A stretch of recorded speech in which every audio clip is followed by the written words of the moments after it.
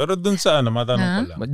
Ano masasabi niyo may ibang group ngayon yung Beanie? Oo nga. Yeah. Fan ba kayo ng Beanie? Ako, I like their songs. I like their songs. Sinasabi, ang always na comment is, parang nung time daw nila, kami daw yung original na Beanie. Yes, so yun yung palagi na lang sinasabi. Yun yung palagi ko nababasa. Maganda rin yung kanta no? Yeah.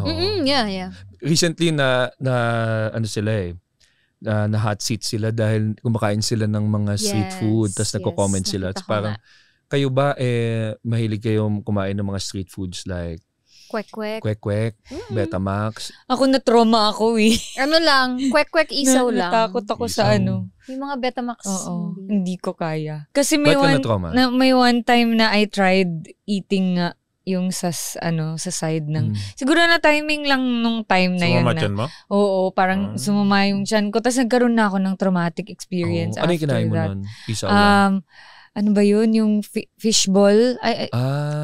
Oo, yung ganun. Makaluma na yung fishball. So feeling ko baka na na yun, marami ng or baka init nasawsaw. Baka sa sauce. So simula nun, parang na-traumatize na ako. Sarap ko naman nun, fishball. Kaya nga Ang sarap talaga sana niya. Kaso lang yun lang talaga nagkaroon ako ng traumatic experience. So after nun, di na. Oo, medyo natakot na. Paki-cancel mo na yung fishball na.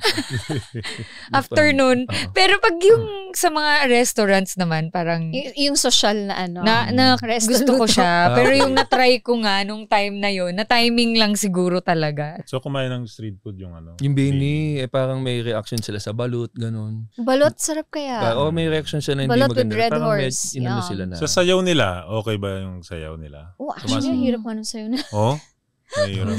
Very, na kasi yung very Gen Z na. Yeah, yung galaw nila is very parang close to K-pop.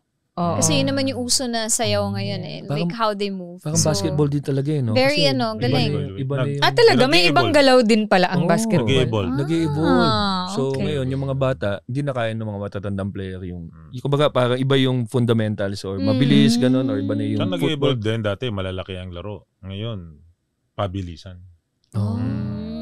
Okay. So marami pala siyang talagang common.